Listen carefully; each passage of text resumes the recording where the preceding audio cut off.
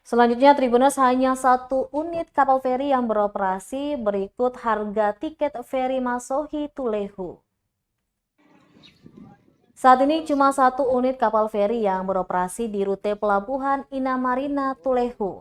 Satu kapal itu yakni kapal Cantika Lestari 99B. Sementara kapal motor penyeberangan KMP Tatihu milik PD Pancakarya dikabarkan naik docking dan kini hanya terparkir di Pelabuhan Wai, Kecamatan Salahutu.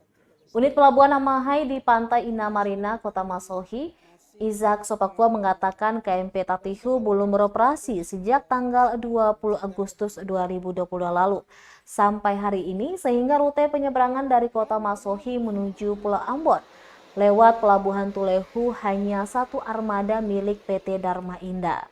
Dijelaskannya lagi, KMP Cantika Lestari saat ini beroperasi seperti biasanya. Berangkat dari Pelabuhan Amahai pada pukul 8 pagi hari menuju Pelabuhan Tulehu.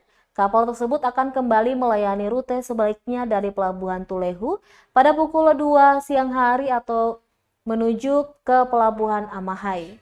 Sementara harga tiket dihitung berdasarkan golongan ditambah dengan biaya retribusi masuk pelabuhan. Berikut harga tiket sesuai golongan sudah termasuk biaya retribusi. Untuk golongan penumpang biasa dikenakan tiket seharga Rp133.000. Kendaraan roda 2 seharga Rp140.000, roda 4 seharga Rp514.000, roda 6 seharga Rp541.000, roda damri dan sejenisnya dihargai Rp645.000.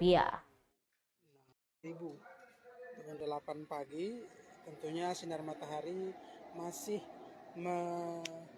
belum terlalu panas begitu, sehingga bisa membuat segar dan fit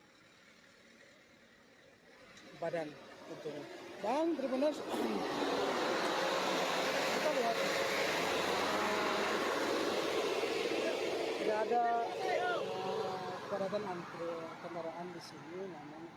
Terima kasih sudah nonton. Jangan lupa like, subscribe, dan share ya.